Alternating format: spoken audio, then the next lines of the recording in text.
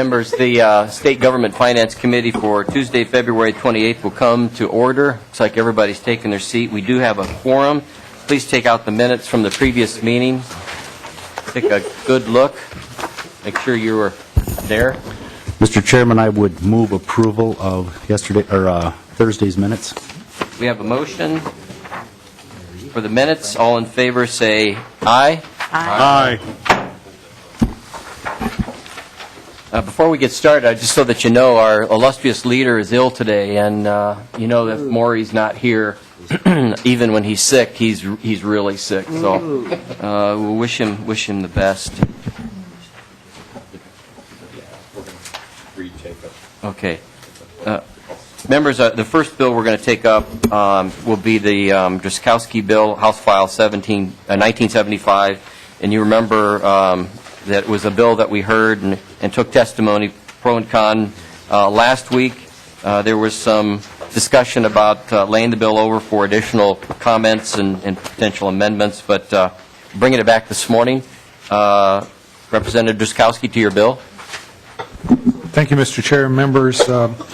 Mr. Chair and members, I think we vetted the bill pretty good last time. I know that Representative Kahn had some questions about which he talked about, what about insider trading and some of the conflict of interest type potential around the bill, and I understand she has an amendment but may not be bringing it. Maybe, Mr. Chair, Representative Kahn would like to speak.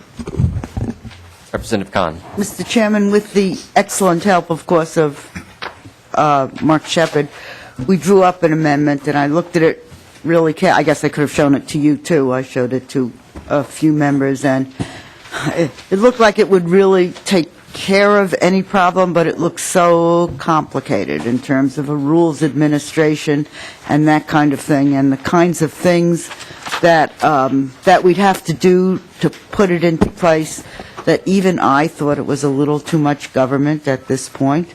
And so I think it was something that it might be a little bit better to wait and see if there's a problem and how to specifically attach the problem than it would be to try and put this amendment on. So I still think, it's something that we should keep our eyes open for, but I didn't think this amendment was ready to go on the bill. So I did not. I drew it up and handed it in to meet the 12 o'clock. Mark drew it up, and I handed it in to meet the 12 o'clock deadline because we don't have a deadline on withdrawing it, and then I withdrew it later in the day. So your bill is free to go as it is. Representative Drazkowski, the bill is recommended to pass and go to Ways and Means. Do you have any comments about as amended? Really not any further comments, Mr. Chair. We'll, a little bit, maybe just around Representative Kahn to maybe put the committee even more at ease around some of the points or questions that were raised last time. I think there's about a 25-page publication that looks at the ethics and conflict of interest that's put together by, I think it's Department of Administration, that should be helpful, that refers to several different statutes around that. Also, I draw members' attention to Section 609.42. I don't know if that has been shared with people, dealing with bribery and the bribery statutes. I think we're covered, Representative Kahn, maybe better than we knew we were. But, Mr. Chair, other than that, I think, as I mentioned, I think the bill was vetted very well. All the bill does is works to remove the limitations that are placed before the state agency and allows them to consider all factors before them before deciding whether to contract. So I would ask for the committee's support. Mr. Chairman? Representative Kahn. One other comment. Sorry, Maury isn't here to hear this personally, but I guess I want to thank him for instead of getting into a conflict of having to have a roll call vote on laying over and that kind of thing. I thank him for just doing it so we could just take another look at it and come to a much more reasonable solution. I still don't like the bill, but I'm not going to try and mess with it. So, thank you, Representative Kahn. Is there any further discussion on the bill? Okay, all in favor, say aye. Aye. All opposed? no. The bill is passed. Thank you, Mr. Chair and committee. We passed this week? Where does it go? Next, we're going to have Secretary Ritchie come up and give us a demonstration of the technology involved in poll books. Yeah, I think. Secretary Ritchie. Thank you very much, Mr. Chairman and members. Thank you so much for this opportunity. We know time is precious, so we want to share with you what we think is exciting new opportunities because the cost of technology has fallen and the dependability of technology has risen, leading us to an opportunity today to use one of the new pieces, an electronic poll book that looks something like this, to accomplish three very important tasks. First, to help lower the cost to local election officials of much of the post-election data entry, avoiding some of the clerical errors and the delays and the kind of time it takes. So this is something that our local officials are very interested in, and some have already experimented with and used this technology. Second, it allows all of us to use more electronic data matching, so our voter registration lists are up to date to the very last minute, able to use electronic and digital list matching technology to make sure that we've captured all the information about who might have died in the last minute, who might still be a felon on paper, not yet eligible to vote, et cetera. So this is an important benefit. It can improve and make easier for some voters, but perhaps the most important part about this new technology is it allows us to accomplish the very important task of bringing visual verification of voters into the polling place. I'd like to show you an example of what it would look like for an election official. I think you might have a paper version of this. If you want to just, we have a copy like this in front of you. Yep.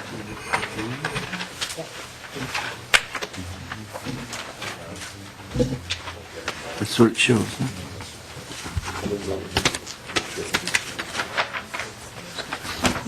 We can use this for the moment. This is an example of what an electronic poll book would look like when a voter came into the polling place. We have an expert here. Really?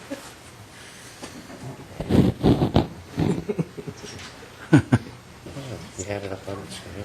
3 of them.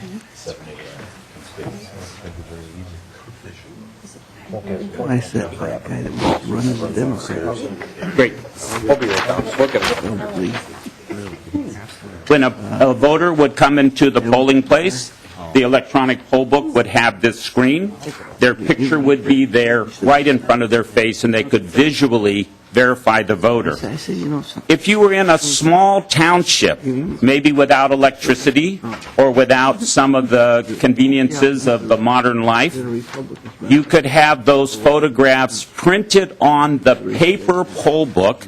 This is, of course, a very low cost and very, very high-tech solution to the question of how to bring visual verification into the polling place itself. We've been working closely with the electronic poll book companies. One of the most important, there's only really 4 major ones. One of those 4 happens to be a Minnesota company, a very convenient circumstance for us.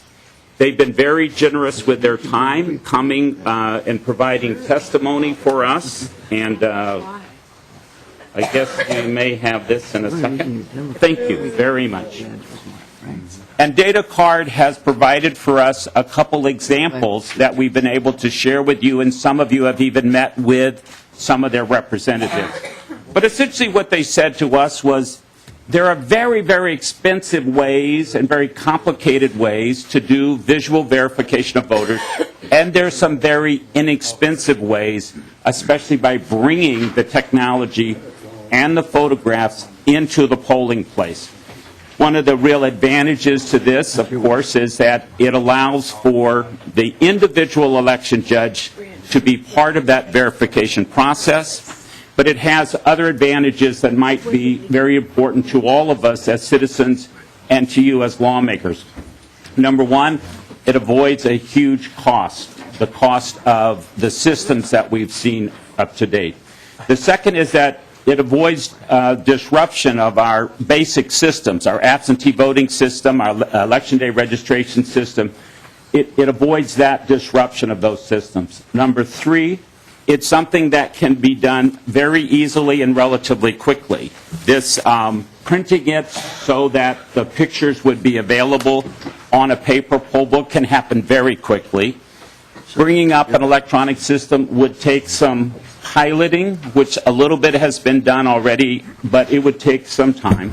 But essentially, this could be done quickly, and it could avoid many of the other problems that we've seen with the problems of senior citizens who have given up their IDs many years ago, no longer carry them or have them, citizens who are overseas and have a difficult time getting all their paperwork or their birth certificate, citizens who've lost their wallet or their wallet has been stolen and they're in that weird time frame where they've notified Department of Motor Vehicles, but they have not yet received their duplicate or their replacement ID or driver's license.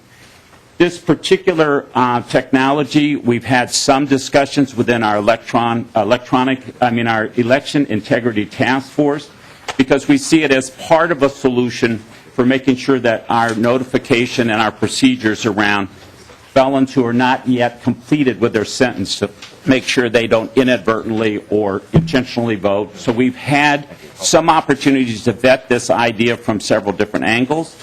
But now we think that the technology is there, the price has fallen dramatically, and the procedure for making this something that we could do quickly is in front of us. The last benefit I will suggest to you is that it also is the possibility of something that a broad bipartisan support could be assembled for. This is something that Governor Pawlenty and I discussed a lot during his administration, how to make sure when we bring election legislation forward, it has broad support. Governor Carlson before him, Governor Dayton since him. I believe this can begin to be an approach that is affordable, doesn't disrupt our systems, but brings us the kind of visual verification of voters in the polling place we would all like to have. With that, Mr. Chairman, thank you again for the time, and I'd love to take any questions. Thank you, Secretary Ritchie. Representative Murphy. Thank you, Mr. Chair. Secretary Ritchie, where do you get the photo in the first place? Mr. Chairman, Representative Murphy, Secretary the Ritchie. photos would come from the Department of Motor Vehicles. They have our identification photos, our driver's license photos. They also have our photos going back 12 years for our mostly senior citizens who've given up their driver's license or quit driving for whatever reason. They have those photos as well. For individuals who are coming into the polling place, let's say they're doing same-day registration and they don't have a Minnesota driver's license, but they have either a student ID or an ID that is easy to scan in, that would be the source for those individuals. And for that small number of people, let's say seniors in a nursing home where the election judge is going out to assist them and their photo isn't in the system, they would have a camera. It would be easy to take their picture to add them to the system. But the vast majority would come directly from the Department of Motor Vehicle. And in our planning conversations with them, it's been surprising how simple that procedure appears to be. We feel very confident about this. Mr. Chair, Secretary, the person would still have to go to Department of Motor Vehicles then? Not to the voter registration clerk? Mr. Chair, Representative Murphy, the person would go to vote as they would normally vote. They would be in the system if any time in the last 12 years or any time, currently, they had any form of ID. But if they were so old that they had given up their license many years ago and there wasn't a photograph of them, then you could just simply take their picture in the polling place or, wherever they might be. We would urge people to always be updating their driver's license because there are many important reasons to keep your driver's license current. That's a different question, for public safety reasons and other reasons. But with this system, what's brilliant about DataCard's proposal and how they framed it is that technology now and the cost of memory storage is so cheap, you could have all of the pictures right there on the polling book. Wow. And you can then just access the pictures from the Department of Motor Vehicle that you've downloaded for either that precinct or whatever region you might like to choose. Representative. So, Mr. Chair, then, Secretary Ritchie, then these 400,000 Minnesotans that, or under 400,000 Minnesotans that don't currently have IDs, their picture would be taken if they went to vote. Mr. Secretary. Chairman, Representative Murphy, there are 84,000 current voters without IDs. We don't know what percent, but a certain percent of them are in the back file of the Department of Motor Vehicles that goes back 12 years. Those 84,000 who currently vote without IDs are older people, not all, but a chunk. So those who would be in that group, whoever was not in the DMV, could have their picture taken at the polling place when they showed up. There is another about 131,000 people who have the wrong address, but of course they're in the system, so they're already in the DMV system. And there's about 20,000 in any day that have lost licenses or had them stolen. We don't know exactly the number, but who are also, of course, in the DMV system because they have a license, it just happens to be lost or stolen for the moment. So the 84,000 who we now know vote but have no ID, a portion of them will have photos because they gave up their license in the last 12 years. Those that are left can have their picture taken in the polling place with ease. I mean, the new technology is very cheap and very easy. Representative Murphy? Follow-up? Representative Leidiger. Thank you, Mr. Chair. Mr. Secretary, I'd like to explore a little bit about the database behind the poll book. And I have a couple of questions. I just want to quickly go through them. Who protects this database? How is it updated? Is it updated centrally, or is this updated by the counties, or does it go down to precinct levels? I mean, local input, or is it a centralized system? Can you speak to that a little bit first, and I've got another question after that, please. Secretary Richard. Mr. Chairman, Representative, the statewide voter registration system is basically county-owned and controlled, but it's kept centrally in one system so that if somebody moves, it's easy to keep track of them. There are some changes that are allowed to the database centrally. For example, every 4 years, if you have not voted, you are purged from the active list by the Help America Vote Act of the federal government. But generally speaking, when we run the database against the 8 different database systems that we use to cross-check your eligibility, we forward that information to the county auditors, the chief election official. Sometimes they have a different name, but typically it's the county auditor, and they make the final determination in terms of marking a challenge, or if somebody has died, saying, yes, that is this Jim Johnson, they should be removed as somebody who's dead. So it's kept in a central computer system, but it can only be altered fundamentally by the county election official, not by township, not by city, but by county. We send them the data that we get from the matching process, and then they make that determination if that's the proper Jim Johnson or whoever that is. Okay. Senator Leidiger. Thank you. So, okay, so I understand who updates it and who controls it. And the data, is that being continuously updated by DMV records then? Secretary Ritchie. Mr. Chairman, Representative Leidiger. Every night from DMV, there's a computer sending of information. For example, if somebody gets a driver's license and checks the box or says I've moved or whatever, that happens at night. If somebody doesn't have a driver's license and they've submitted a voter registration form, that goes through the Social Security Administration in that way.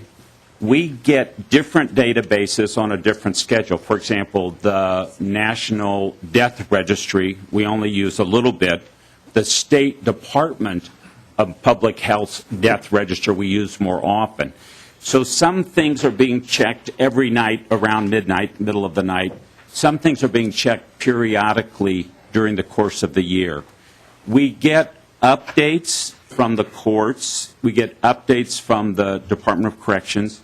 We get updates on some citizenship data from Department of Public Safety. But the thing that is happening on a daily basis comes from the Department of Vehicle Services with the nightly exchange of information. Representative Leidiger. Mr. Chair. So this is currently happening now, of course. Okay, I'm going to assume that then. Let's talk about the machine hookup to the database.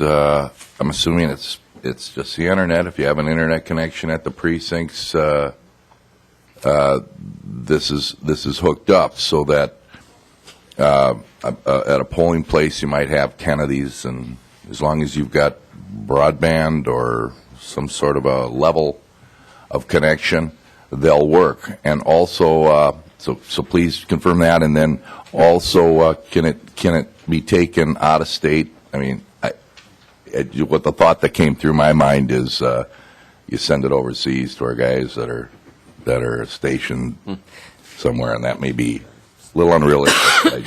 Go ahead. Secretary Ritchie. Mr. Chairman, Representative, let me take the first one, because what's beautiful about this system is that it's not connected to the internet. It does not require internet or broadband. The system that's the least expensive is that late in the week prior to the election, when all of the database matching is done, the database is marked and it's on a stick, and it's distributed in secure ways to the county election officials and to the person doing the election at the local level. So it's not connected to the internet. There's no way people could get in. It doesn't require broadband. You know, we have 2,000 townships with voting. Some don't have electricity. They have generators. You know that whole thing. So that's the beauty, and that's why this system is so inexpensive in a certain way. But you just asked a question about overseas that I have not thought about. But, for instance, could there be a so-called precinct that was someplace else? In one of the problems in the recount of making sure that an absentee voter's ballot did not end up identifying themselves or how they voted, there was a precinct created called an absentee voter precinct. So, I'm no lawyer, as they say, but you are imagining into a future that begins to tackle other problems. Right now, we feel pretty satisfied with sort of the advances that the legislature has made with sending ballots electronically and stuff like that. But you asked a question that has triggered my mind in thinking about some other issues. For instance, in places that have gotten really isolated, could you move this equipment in a way that made it more convenient, like someplace where people gather? I hadn't thought it through, but I appreciate very much just the way of thinking about it. Representative Leidiger. One follow-up, because I'm not sure I'm understanding this. If it's not hooked up directly to the database, so where's the data? Secretary Ritchie. Mr. Chairman, Representative, in the machine. The cost of memory has fallen so dramatically that it would be in the machine, and you would load it through a stick, so to speak. Representative Leidiger. So, is the entire database in every machine, or is it partitioned by the roles that are in that precinct? Secretary Ritchie. Mr. Chairman, Representative. This would be a decision. Typically, in a multi-county situation, you might want, like, let's say the auditor in Stearns County has to deal with a lot of students and people from that area. That person, that auditor might want the counties that surround him.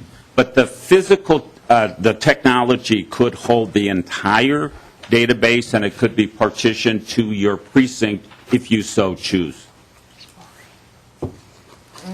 Follow-up? No, I'm finished. Thank you, Mr. Chairman. Thank you. Having had the benefit of being on the Integrity Task Force, we had a good discussion this last meeting, and it was brought up, not only, could the technology potentially be a laptop, but there are a number of tablet devices that might be able to do the same thing. We don't have anything to demo on a mobile system like an Android or an Apple or anything at this point, but the Android device that was demonstrated somewhat by the Ramsey County official, has the ability to take the picture right in the tablet and store it and put it right into the file. So there's still a lot of work to be done to decide how it would roll out. My question, Secretary, is we talked a little bit. I know that the topic came up when we had data card in, but the cost per unit, and will it also incorporate some kind of scanning system to assist with, speeding up the process? Thank you, Mr. Chairman. Yes, in fact, there's sort of two processes in our polling places. Thinking about it for a second. One is the coming in front, and if you're registered, you're all set to go. There's that. There's also the Election Day registration system. It turns out that in the Minnetonka pilot, they use two different systems for scanning for Election Day registration and have found one they really liked and have already purchased it. So one of them is just a small flatbed. You take your driver's license, you put it on it, it scans it, it lifts your information and your photo right onto whatever form we come up with. And then in their case, they print it out and sign it. You could also use a digital pad and sign it in that way. And so that smaller piece of equipment is even less expensive, but even the bigger ones now, I think the last contract that was let was somewhere in the $600 range, and I don't know how big a memory that was, but certainly the price of just plain old computers has come down dramatically, and the cost of the scanning for the same-day registration would be even slightly less. So one of the advantages, of course, of the paper solution is not just that you could do this quickly, possibly even this year, but also this would be for a township a very low cost, essentially a zero cost.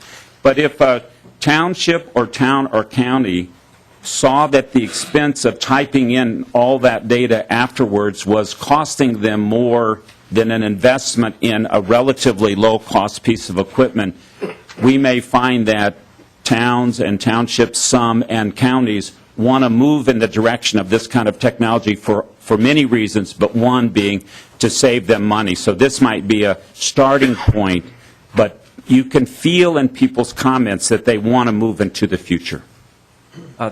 Secretary Ritchie, I know we've discussed it, and you've kind of scratched out a few numbers in terms of, having the number of units necessary to get the job done, and having some backups potentially just in case.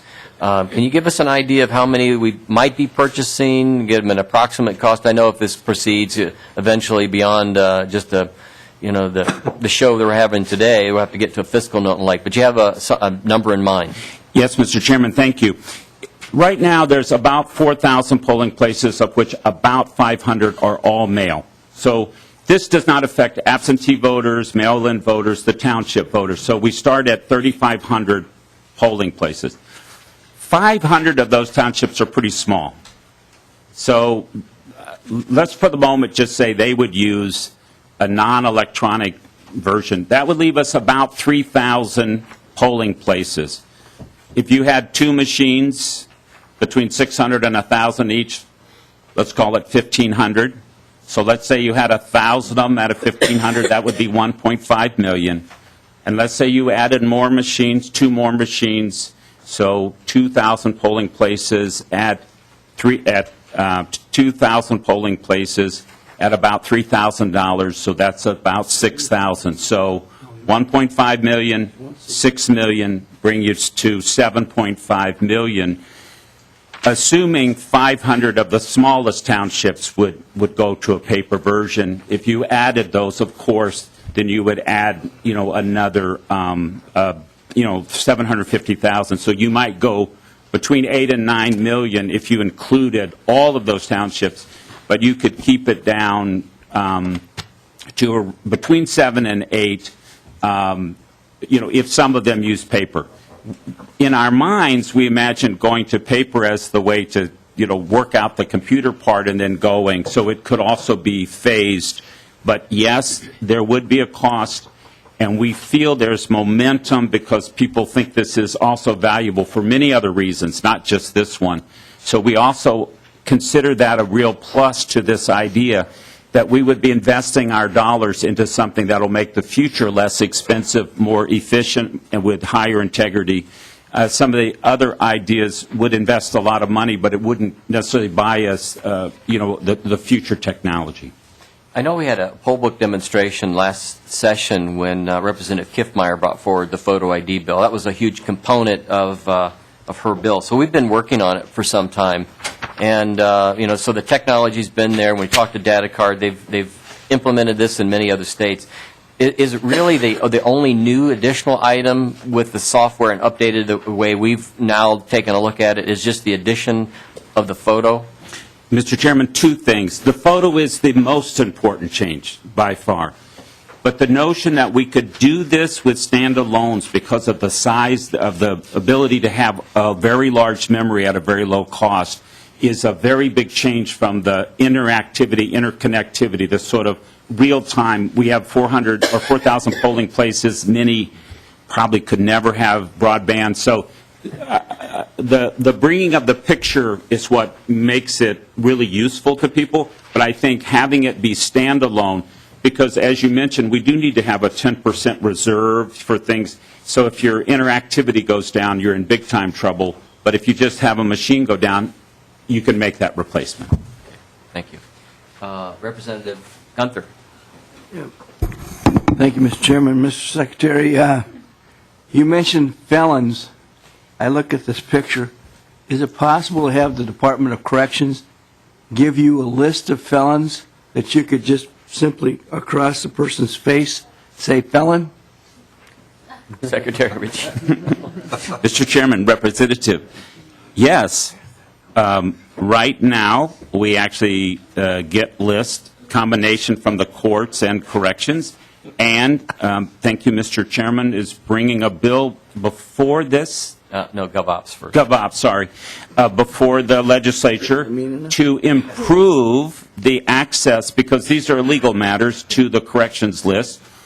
I don't know about the putting of the bar across, but one of the real advantages to the electronic version is that you can put a lot of information, and we now put challenge, F, felon, and if somebody comes in and that is marked, there's a whole dialogue. They may say, I'm not that Jim Johnson, then they have to sign a sworn oath and there's an investigation.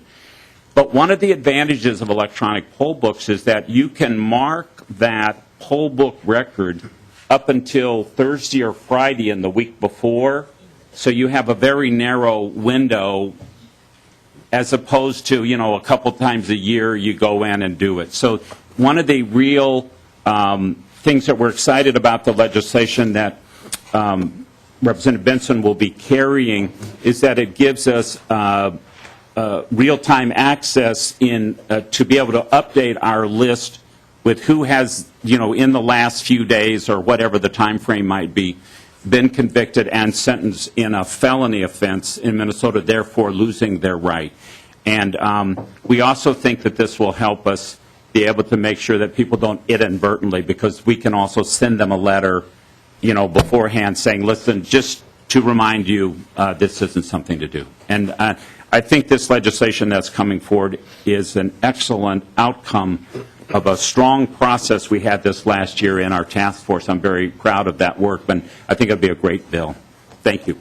Representative, any follow-up?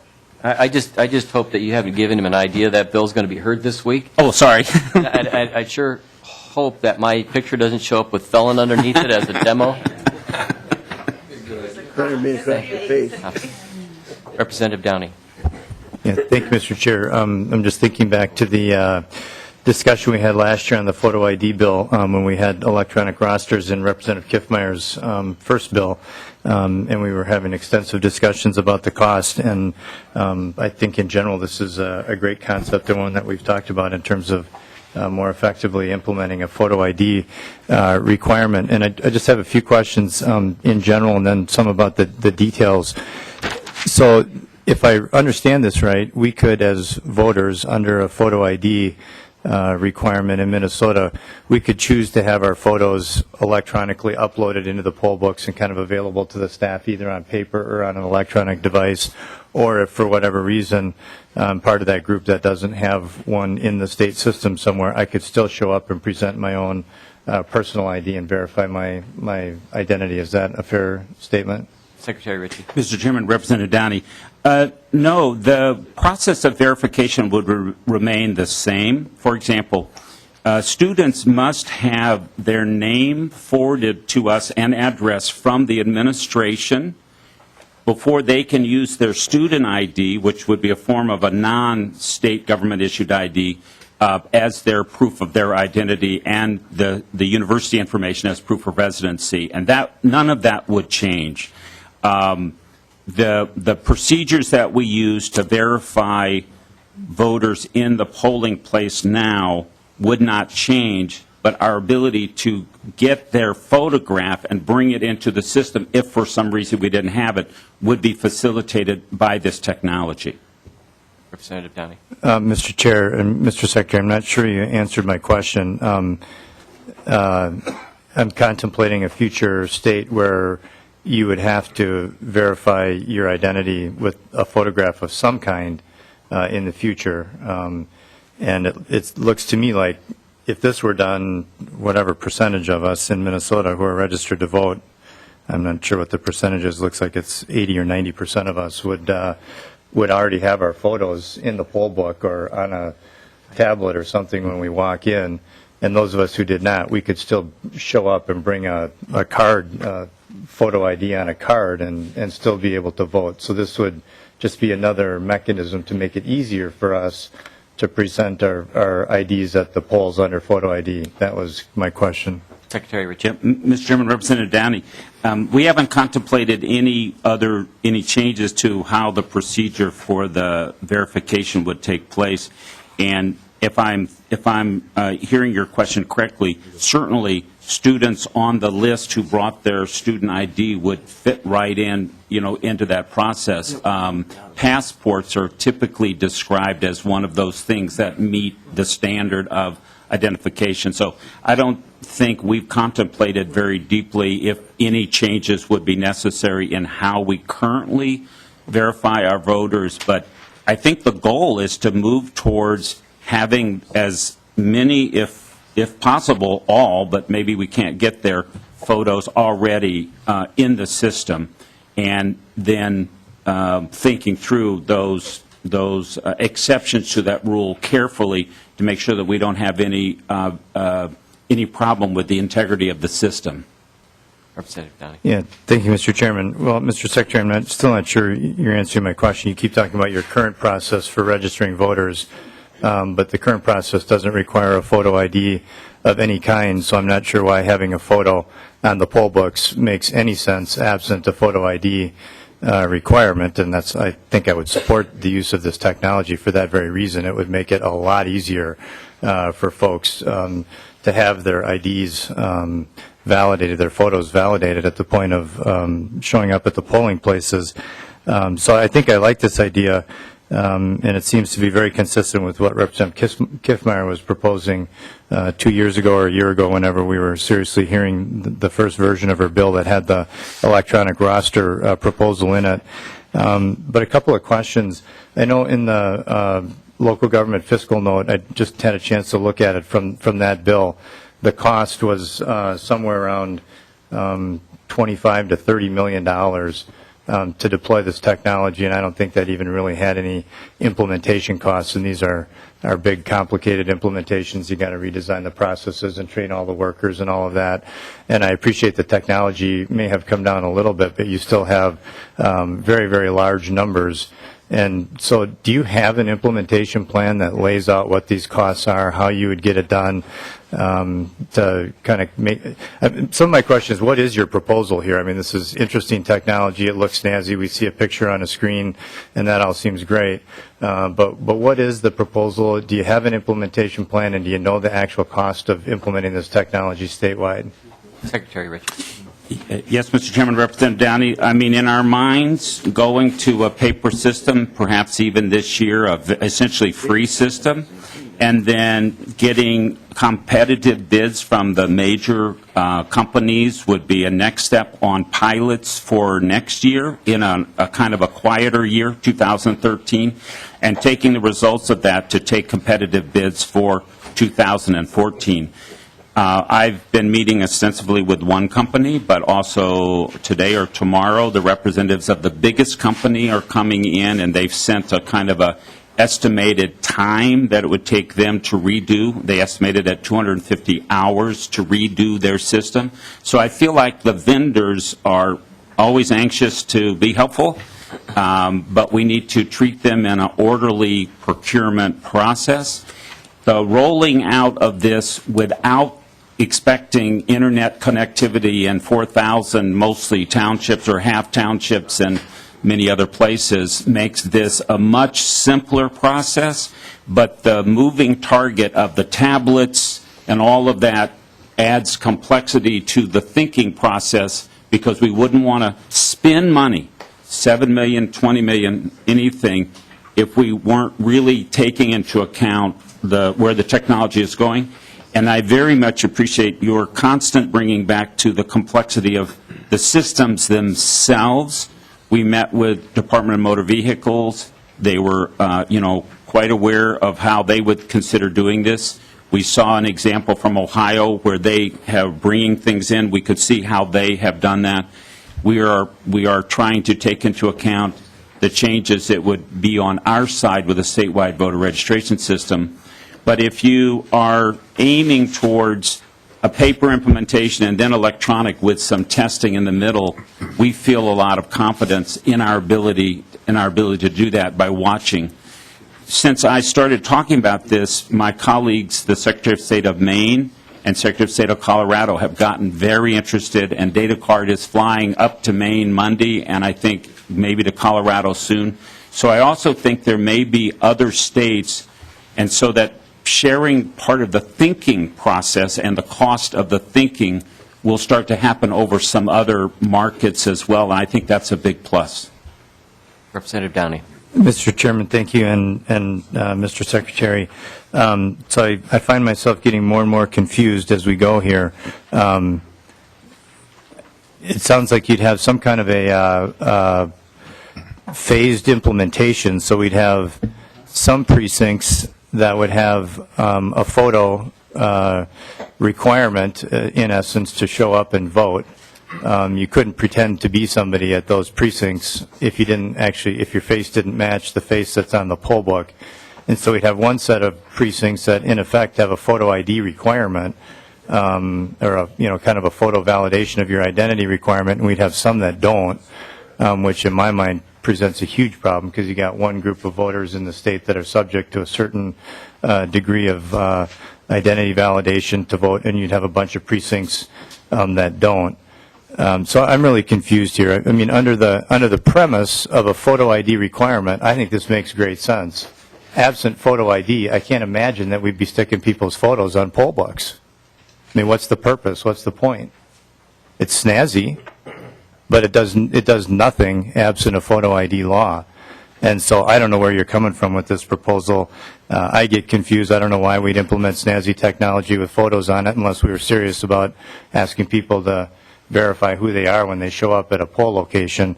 And I'm just looking at some of the numbers, too, and I don't quite know what you had in the local government impact note under Representative Kiffmeyer's bill lines up with what you're talking about, but you had things in there where precincts with between 101 and 249 registered voters would need one workstation. Precincts with between 250 voters and 499 would need two workstations. Anything over 501 registered voters would need 3 computers, and then there's scanners and cables and software, and now we're talking about cameras and tablets and printers, and got to have backups and all this kind of stuff. So I mean, I just don't know where we're going with this, and if the intent is to show some fancy technology that shows you can put a picture of somebody on a tablet or on a poll book, I mean, that doesn't seem like rocket science to me.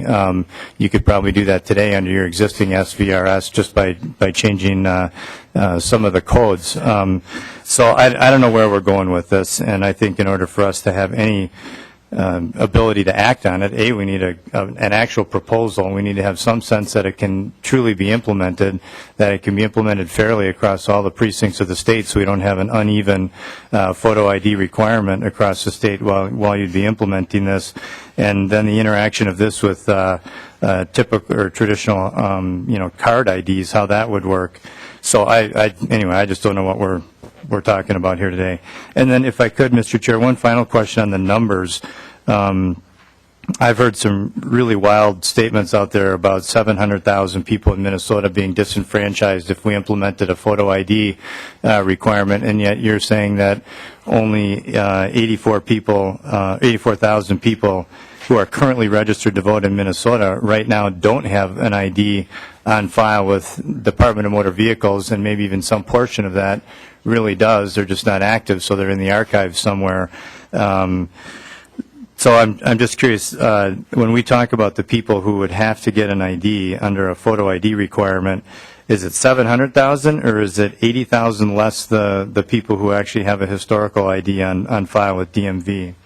Secretary Ritchie. Mr. Chairman, Representative Downey, first let me take your first point. We've always said this would be implemented statewide in all precincts. Some people might want to do it on paper. Some people might want to do it electronically. So I'm not sure if I miscommunicated in a way that sounded like some precincts would do it and some would not, but it would be statewide. If you'd like to do it this year, it would be necessary to do it in one system. But in the future, there could be other technologies. This year, paper would be possible, but that's a different thing. So I'm sorry if I miscommunicated on that point. I don't know about the 700,000. I know that Indiana had to provide 700,000 free IDs, so I don't know what that number is. I really have no knowledge of that. But we know that 84,000 people currently voting do not have IDs. 131,000 currently voting have the wrong address. And some number, 10, 20,000, we don't really know, are on any day of the week without their ID because of being lost or stolen and waiting for their replacement. Of the 84,000, a number of them don't have IDs, but if we were implementing the system of putting the photographs into the polling place, their photographs would still be in the back files of the 12 years of prior photographic representations that the Department of Motor Vehicle had. I don't know how many. It might be possible to find out.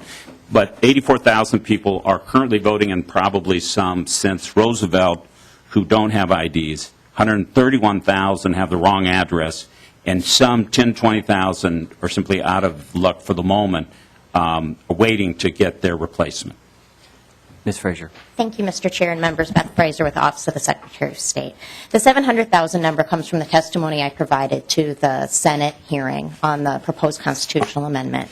And that was our estimate of the impact of the bill that was heard. There have been several delete all amendments, so it was one version of the bill that was heard in the Senate.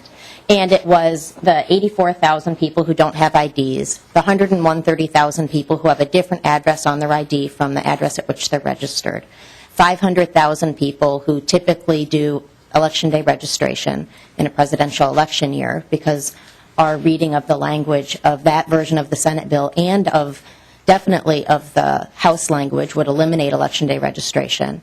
The House language, we also believe, would eliminate absentee balloting and mail balloting, so that's another 250,000 people. So we believe the House language of the proposed constitutional amendment would actually be closer to 1 million people, because it requires identical verification standards before voters are eligible to vote. And as far as we can tell, there's no way to have identical verification standards for same-day registrants as you do for people who pre-register, and there's no way to have identical verification standards for somebody who is mailing in a ballot as somebody who's standing in front of you and handing you an ID and you're looking at them. Representative Downey. Mr. Chairman, I'm still confused how it is that everybody in Minnesota who's registered to vote has an ID except 84,000 people, but maybe those are technical idiosyncrasies with the bill language as compared to just the common sense understanding of it.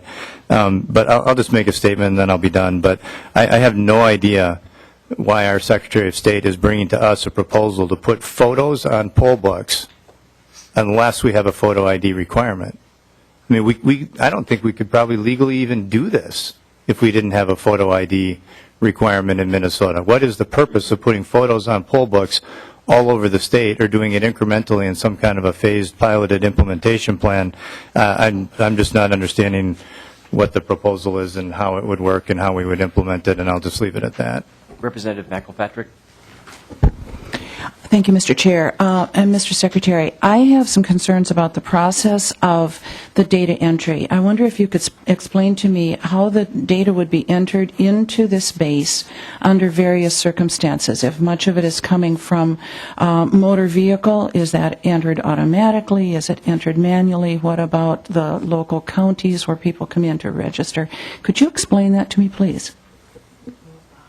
Yes, Mr. Chairman, Representative. So right now, every night at midnight, roughly the middle of the night, people who have checked the box and said we'd like to register to vote with the Department of Motor Vehicle, they've gone in to get a license or to change it, that information is sent automatically.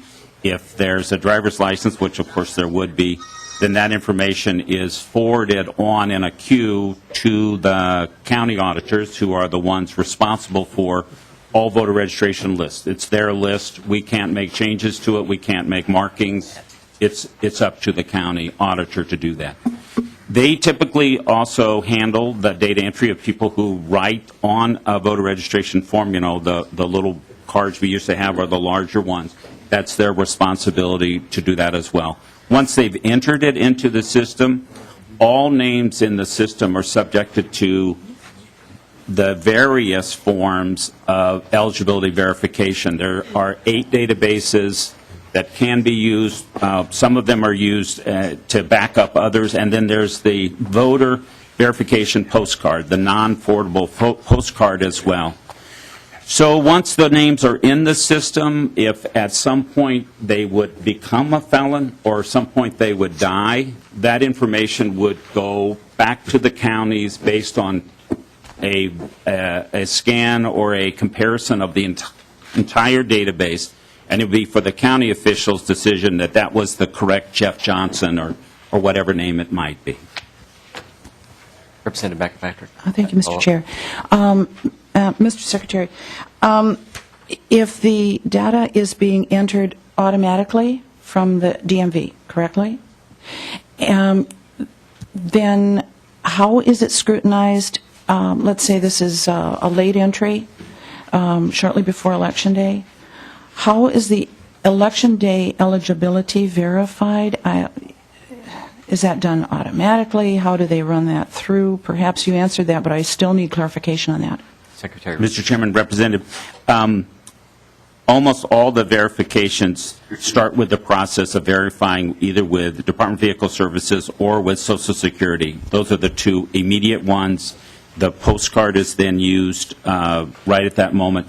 And then the other verifications on citizenship, on felon, on guardianship, on death, all of those other ones are done on a periodic basis, and then they are done right in the last period right before the elections. There's typically several days. This has to be completed somewhere near the very end, and so that there is, always a day or two that's not under the scan or the cross-checking that has happened, but that's typically what happens to the data at the very end. We are We know that using electronic list matching allows us to do this later and later, but there will always be some gap in that process. Representative McElpatrick? Thank you, Mr. Chair. Just one last question. If you have personnel then that are working on this list, is that what you're saying? That there will be some, it will not be done entirely automatically through the computer? How do we verify the security that there's no adjustments being made to the list of eligible voters? Secretary Ritchie. Mr. Chairman, Representative, well, there are 9 different checks against the data, and so those are the ones that have been authorized by the legislature over time, and they range from, death and citizenship to guardianship and felon conviction. So those are the backup for determining the eligibility of a voter. Would somebody want to go and say that somebody else was a felon as a way to create a negative impression of them in their local community? I don't know if that has happened. I don't know if somebody would do that, but you have human beings in the process. So in each polling place, we always have 2 election judges of opposite major political parties at every step of the process.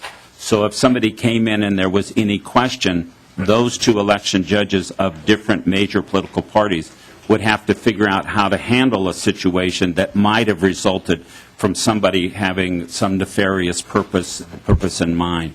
But this has not been something that we've had significant or any problem with up until now.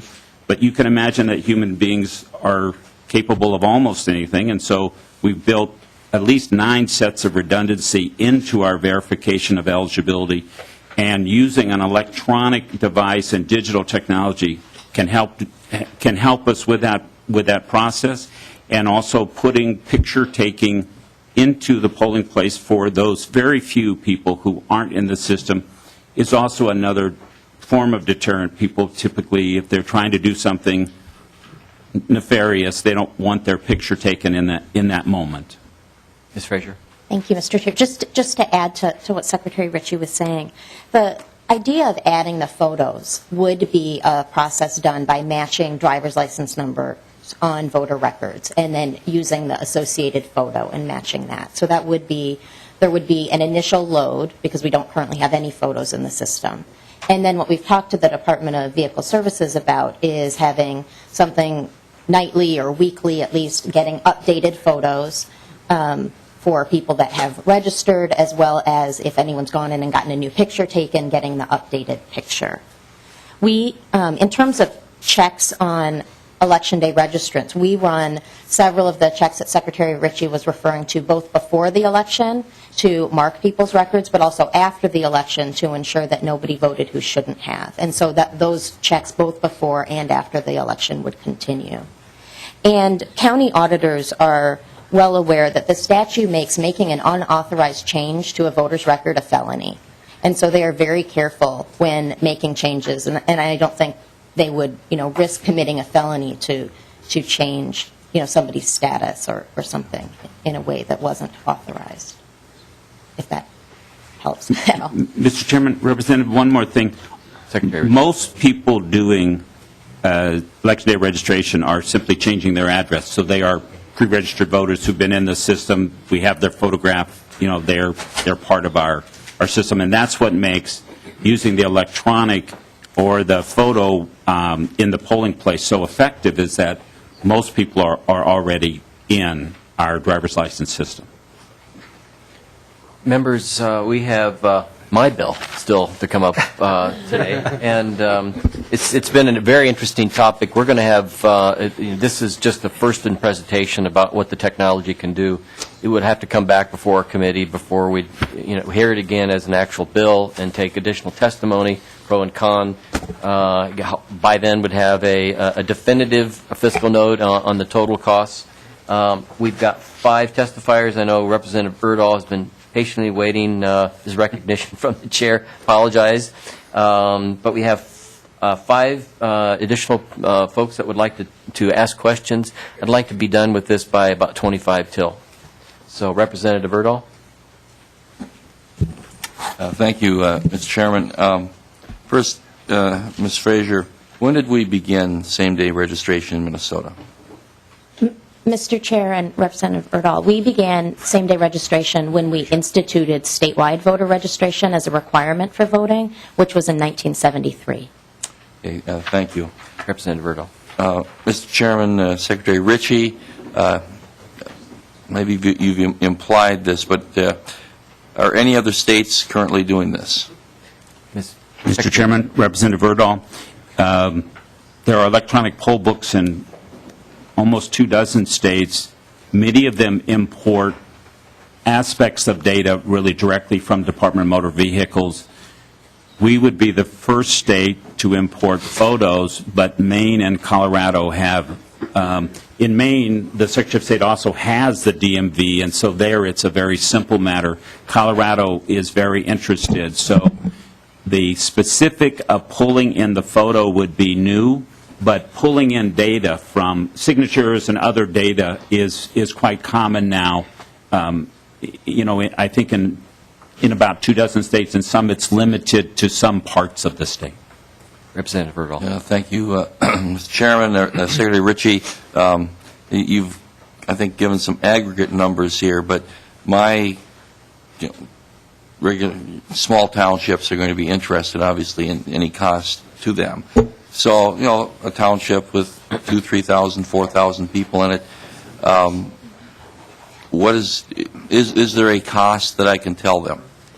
Secretary. Mr. Chairman, Representative Erdahl, if their approach was to use the printing of the photos onto paper, there would be essentially no cost to them. But if they were of that size, that's pretty good size, compared to some. Maybe a little smaller. I mean, most of them are smaller. Then getting a system for the registration, $500, $600. Getting a system for the check-in, $600 to $1,000, depending on the size of the memory and stuff like that. Under $2,000. Okay. The benefit goes to the county because they don't have the typing after, and so some counties have begun to talk about why it would be in their interest to do it. And we've imagined that this initial investment really ought to come because it benefits the whole state in terms of visual verification, and we would see putting that capital, that investment in that capital cost in the upfront in the bill itself. And so that the township, some of them have feared the provisional balloting idea because they would have to have new staff and new procedures. It doesn't have any of that. They could choose the all-paper option, if they were tiny. It would be relatively low cost. And, of course, you would want the machines to come with 5-year maintenance so that there would be no worries about that. Representative Erdahl. Thank you, Mr. Chairman. Secretary Ritchie, I think Representative Downey was touching on this. If that was 85,000 or whatever that don't have photos, if they show up to vote, they have their driver's license or whatever, would that then suffice if there's no other picture of them? Secretary Ritchie.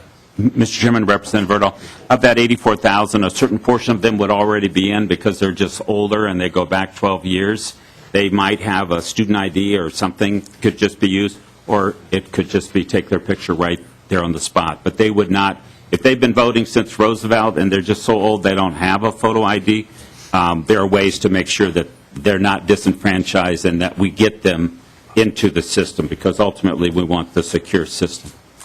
Representative Erdahl. Thank you, Mr. Chairman. Secretary Ritchie, if they don't have a photo on record, they're one of the 84,000, but they do then produce one, is that somewhat similar to what the photo ID is trying to do?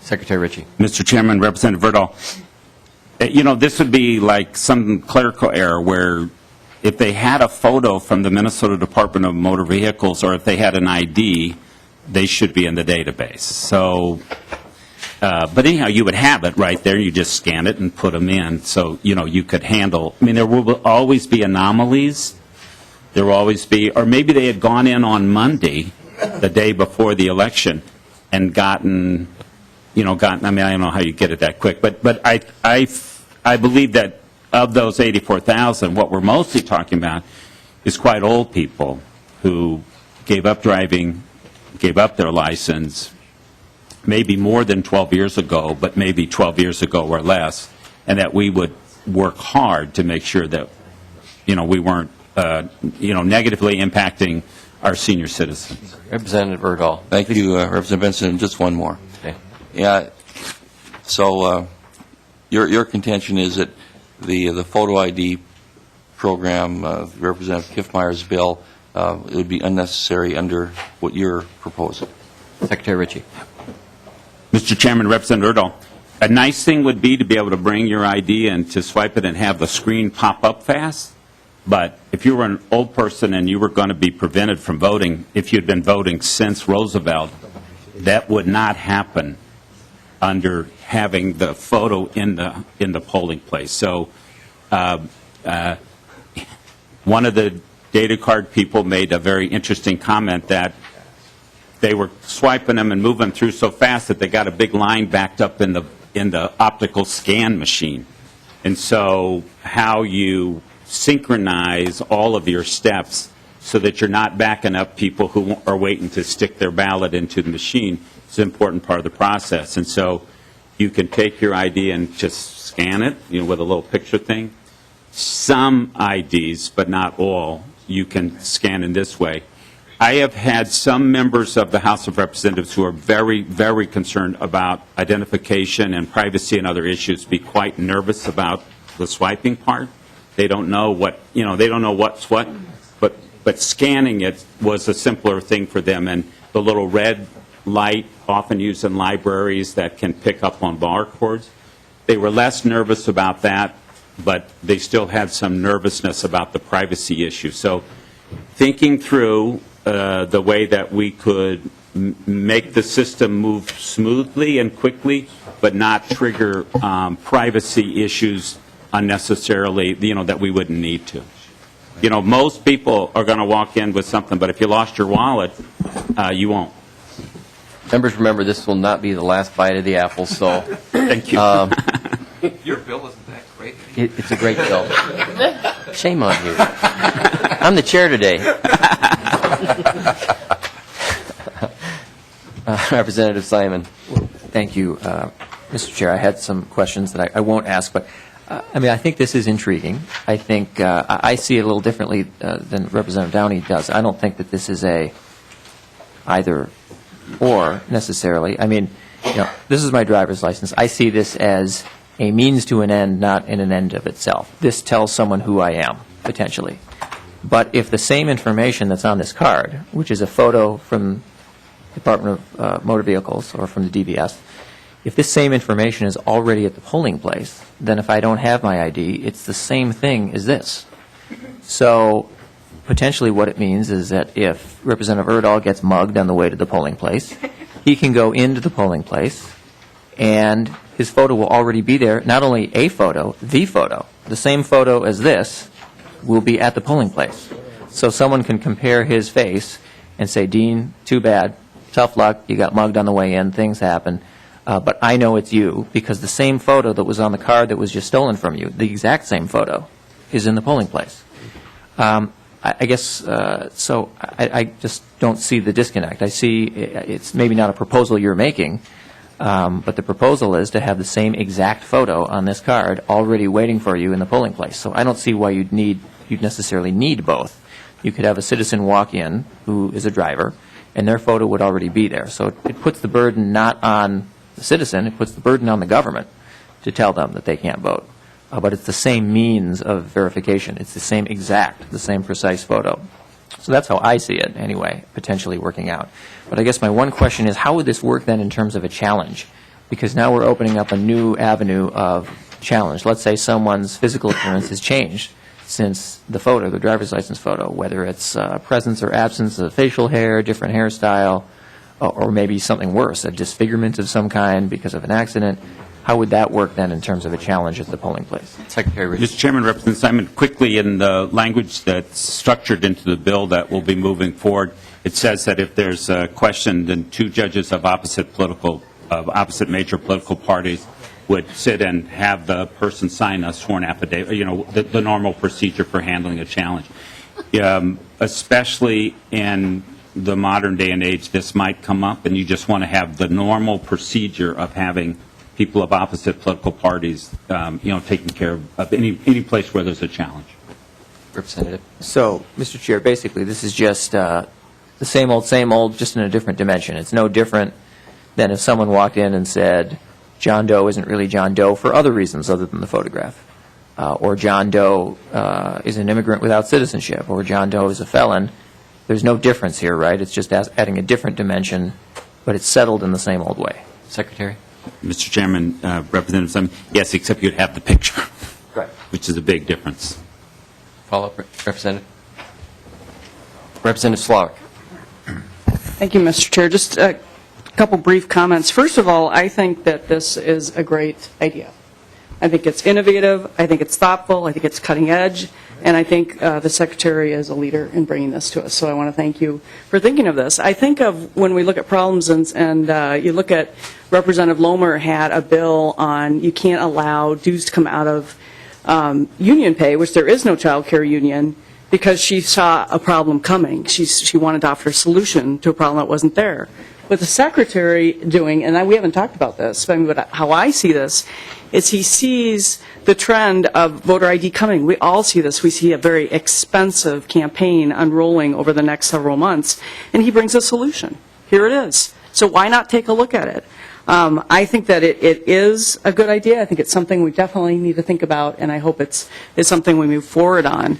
The other thing I have to say, Mr. Chair, is I'm sorry that Representative Gunther is gone because, I look at this picture and I think this young lady who could be his daughter or my sister and to have felon stamped across her face would be a tragedy. We went on a tour of homeless people last week, and we visited these apartments, and there was a young woman there with a young child. And someone asked, so why is she homeless? A number of reasons, but one was she was a felon. So when she takes out her ID and her young child is sitting there, when they can get to read, they're going to see mommy has felon stamped across her face every time she gets her license out. I think that is just outrageous idea of this is a place where we have dignity and respect and integrity for all people, and the idea of stamping felon across people's faces, people make mistakes. This was a young person. The rest of her life to have to go through her license every time she takes it out, having felon stamped across her face is just outrageous. Secretary Rich, I'm not sure that was the intent, that would ever be on the license. It would be someplace in the file electronically, only at the poll place, and hopefully the bill that will come out will notify folks that are convicted felons that are on some kind of work release program or release program, would get proper notification and wouldn't show up. But nevertheless, I don't know that it was ever intended that it would be stamped on the driver's license. Mr. Chair, maybe I misheard, but that's what I heard. Okay. All right. Representative Leidiger. Thank you, Mr. Chair. I want to pursue the collection of the data. Now, there's something that really concerns me, and that is we're talking about how many machines again? 5,000 machines, let's say? Could be. Could be. Yeah. Each one having the capacity and capability of containing the entire voter database. So Representative Leidiger, for the sake of time, can we parse that question and just ask that? Yeah. Because this came in during the committee, the Integrity Committee, that actually each book will not necessarily have to contain all of the state's information. Can you answer that for us? Thank you, Mr. Chairman. Representative, yes, the bottom line is you want your precinct. And then if you are in an area where people are, moving within, let's say Minneapolis, St. Paul, where people move across, you might want to have enough in there so that when people move, it's easy. the capacity now to hold a big fat file that's a photo along with the data makes almost anything possible. So, this is the safety and privacy concerns are paramount, and it's one of the things why thinking through the process is really important to do it carefully. Representative Leidiger. Mr. Chairman, okay, and then how's it collected? How's that data collected? Mr. Chairman, Representative Leidiger, collected meaning... How does the data get off the poll book and get counted? Yeah. Secretary. Mr. Chairman, Representative Leidiger, end of the night, the stick with the data from the poll book and the Election Day registration would be sealed and go to the chief election official. So typically it's either the city or the county, and they would then download that information into their system for history and all of those things. Representative. Okay, so if one precinct has that greater area and contains the same data as something in another one, and there happen to be the same file is voted on twice, how's that rectified?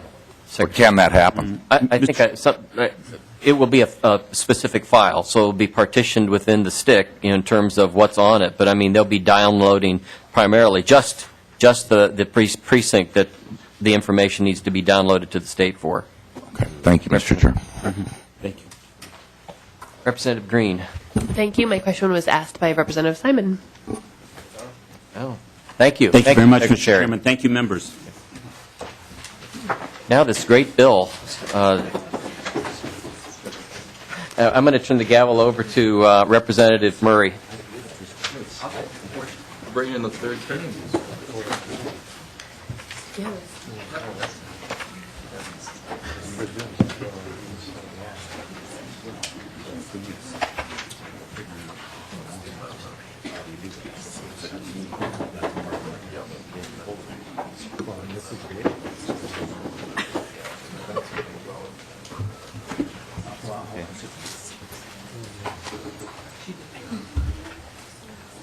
Okay, Representative Benson, would you like to move your bill? Thank you, Mr. Chairman. Yes, I'd like to ask for approval to pass, and I have a fiscal note now that it would go to Ways and Means. Okay, let's go ahead, and I believe you have a DE2 amendment. Would you like to, let's do that first so we can get it in the shape you want it. I do. Thank you, Mr. Chairman. I'd like for approval of the DE2 amendment. The DE2 amendment gets into the language that the author always originally intended it for it to look like. I took some of the comments that were made in GovOps and incorporated those, but the language is far more permissive now. And what it does, it basically adds a particular topic, reorganization of the administrative function in the agencies, and puts it under the master contract that was let last year. Okay, does anybody have any questions on the DE2 amendment? Seeing none, all in favor of the amendment signify by saying aye. Aye. Opposed? Amendment is approved. Representative Benson, go ahead and proceed with presentation of your bill. So the bill is intended to add, if you remember last year from our conversations in this and the bill that was passed, actually, the omnibus bill that was passed, we added a number of items under a master contract that's administered by the Commissioner of Administration, of which we had a report back in January on, that did things like tax analytics, took a look at fleet management and the like, and basically provided for a contract that would allow for companies like IBM, and there was a number of them that bid, that could bring services to a particular agency that would allow for them to do a study on the efficiencies that could be found if they incorporated the findings of the study. So in tax analytics, there was a number of things, both from the standpoint of identifying additional revenues, using an analytics to find out who should be paying more.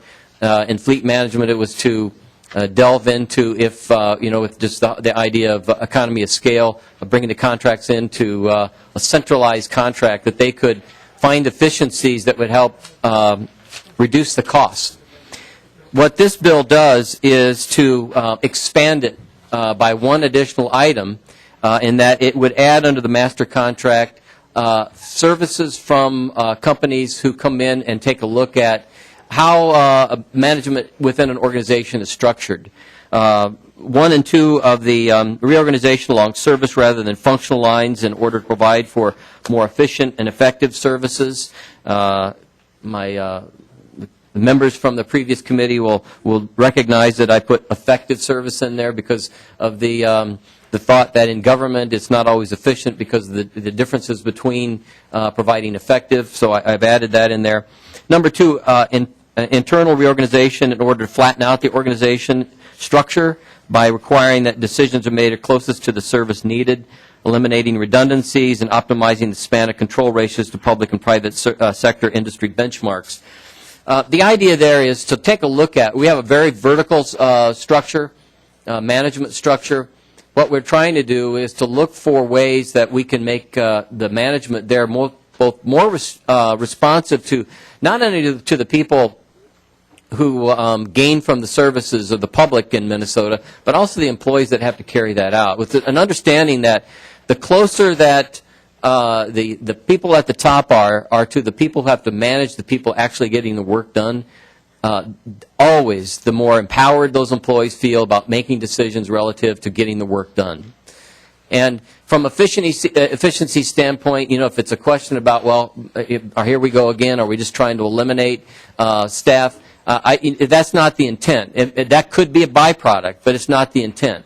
If it does point out that we have too many middle-level managements or span of control is as such that, we have too few or even too many, a decision would have to be made by the organization, the agency, with a report back to the legislature about what they intended to do with that. And it could be that through natural attrition, as this report or this study rolls out, they begin to say that we need to keep positions open to make sure that once this is all implemented and deployed and implemented, that we won't be looking at pink slipping anyone. It'll be simply a matter of moving people around to the areas that they're most qualified to be in.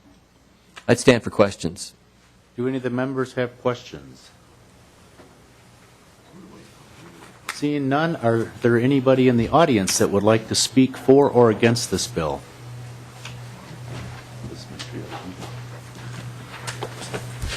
Good morning, Mr. Yocum. Welcome to the committee. Please state your name and... Mr. Chairman, members of the committee, my name is Kurt Yocum. I'm the Legislative Director for the Department of Administration. I'm not here to speak for or against the bill. I just wanted to bring up a couple points that the representative and I discussed yesterday.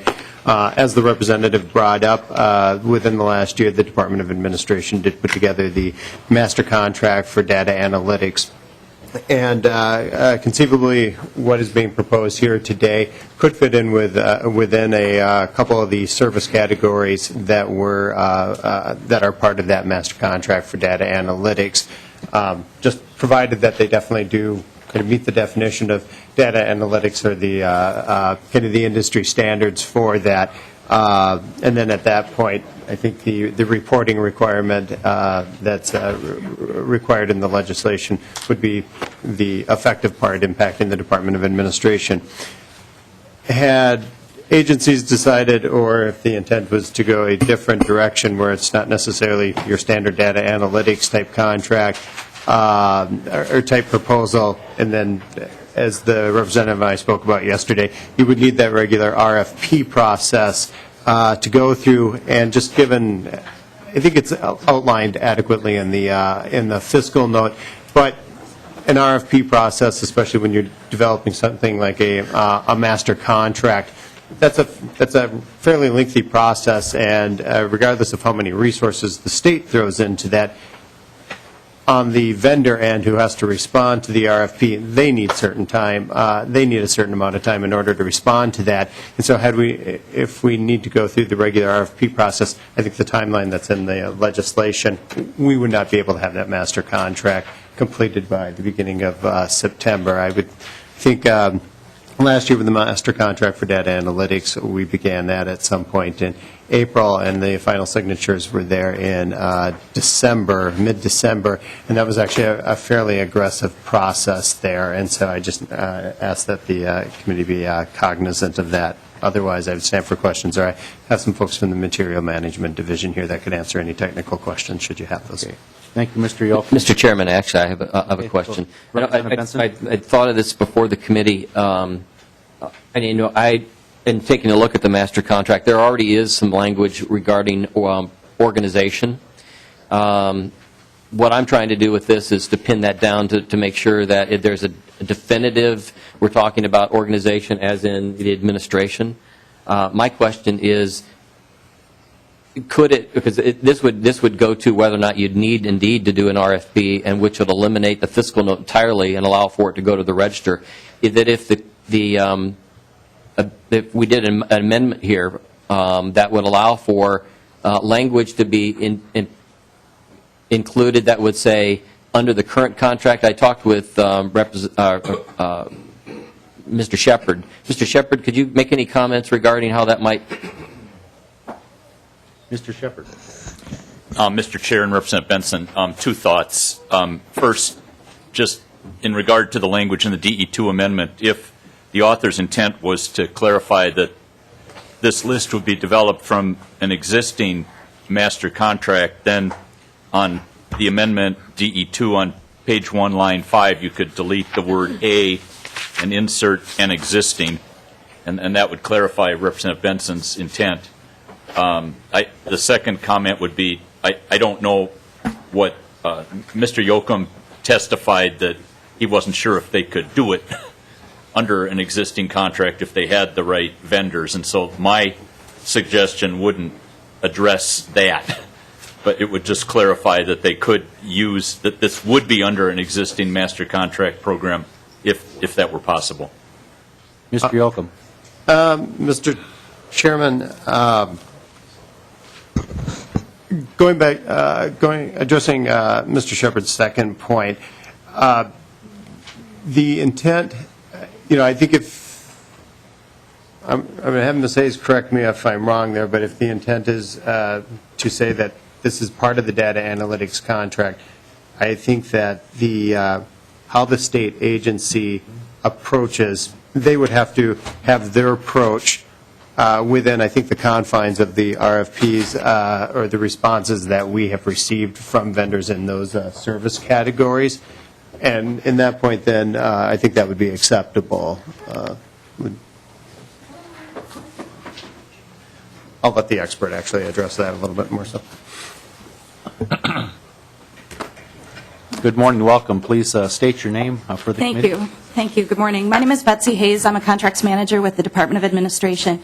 Mr. Chair, one of the issues that we have to be cognizant of, I think, is that when we developed the master contract program for data analytics last year, an RFP went out and described the scope of that particular program.